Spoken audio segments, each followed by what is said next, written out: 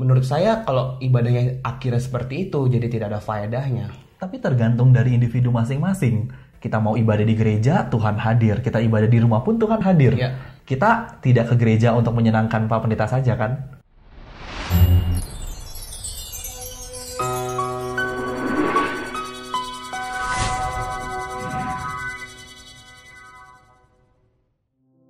Hey Galileans, seperti yang kita tahu saat ini bahwa Indonesia sedang dalam keadaan tidak baik karena wabah COVID-19.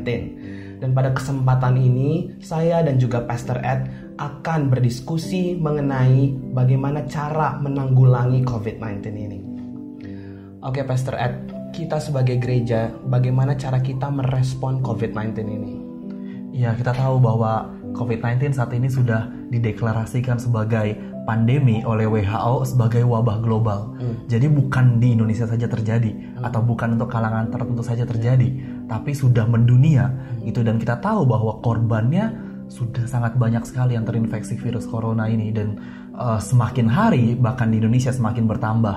Oleh sebab itu kita nggak bisa anggap remeh hal ini. Gitu. Gereja sebagai tubuh Kristus, kita harus bersatu dengan tubuh Kristus lainnya untuk saling mendukung. Bahkan juga dengan pemerintah, kita harus mendukung apa yang menjadi program pemerintah saat ini. Nah, kita tahu pemerintah saat ini sudah mencanangkan atau menganjurkan setiap kita untuk melakukan social distancing, yaitu kita bekerja dari rumah, kita belajar dari rumah, kemudian kita juga beribadah dari rumah. Kita harus mendukung social distancing ini dengan patuh, seperti tidak keluar rumah kecuali untuk hal-hal yang urgent. Oke, berbicara tentang tubuh Kristus, berarti ini adalah orang-orang yang percaya, betul ya? Dan bukankah kita sebagai orang-orang percaya berarti juga memiliki iman? Dan kalau kita memiliki iman, artinya kita tidak perlu takut lagi dong. Terlebih kalau kita memang sudah mengutamakan Tuhan, pasti Tuhan akan melindungi setiap kita. Bagaimana menurut? Betul. Kita memang harus punya iman yang seperti itu. Ya. Tapi kalau kita berbicara mengenai iman, iman itu tidak bersifat universal dan absolut. Kita nggak tahu cara kerjanya Tuhan. Itu sebuah misterinya Tuhan. Gitu. Contohnya seperti jika kita berdoa, kita minta sesuatu, bisa saja jawaban Tuhan berbeda dengan apa yang kita minta. Jadi kita harus berhikmat dalam memikirkan keselamatan orang lain terkait dengan COVID-19 ini. Korban terbesar dari COVID-19 ini kita tahu adalah orang-orang yang berusia lanjut dan mereka yang memiliki comorbid penyakit lain. Kita yang masih muda mungkin kita bisa bertahan hidup, tapi kita tidak mau menjadi carrier dari virus ini yang bisa membahayakan hidup orang lain.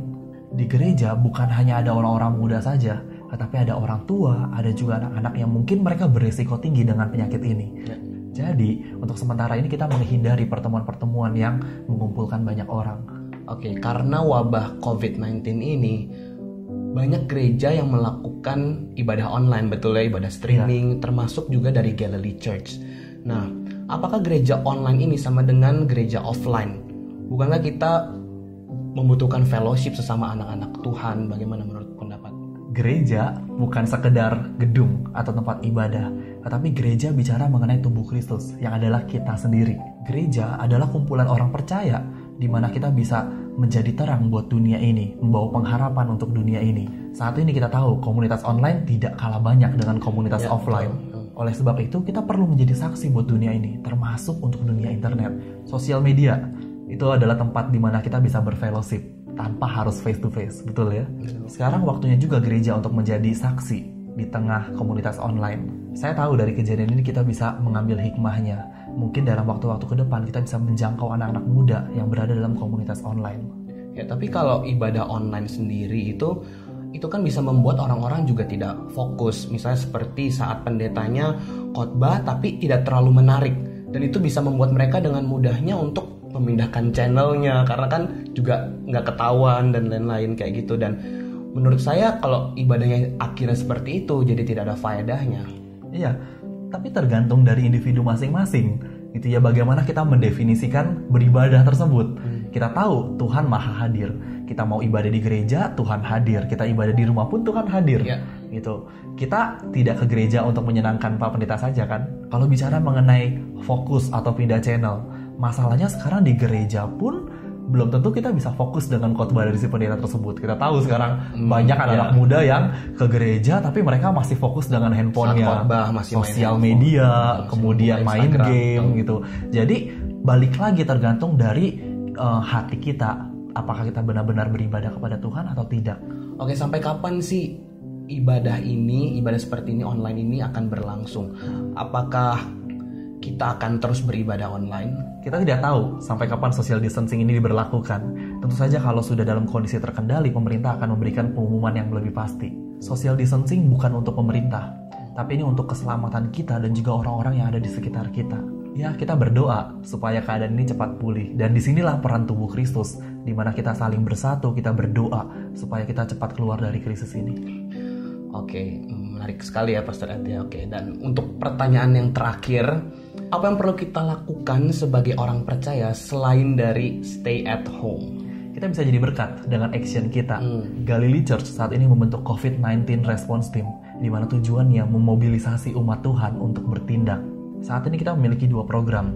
Yang pertama, kita memberikan konseling bagi mereka yang membutuhkan dukungan doa dan bimbingan rohani. Kita menyiapkan konselor-konselor yang profesional di mana mereka siap untuk menolong orang-orang yang membutuhkan bantuan. Yang kedua, kami juga menyiapkan relief fund bagi keluarga-keluarga yang mengalami dampak ekonomi dari wabah penyakit ini. Terutama bagi mereka yang pencari nafkah utamanya harus dirawat atau diisolasi karena wabah penyakit ini. Untuk itu, kita butuh sekali banyak volunteer dalam response team ini supaya kita bisa bekerja lebih efektif dan bisa menjadi berkat buat Indonesia. Ya. Jika Anda memerlukan bantuan atau ingin menjadi volunteer, Anda dapat menghubungi hotline number kami.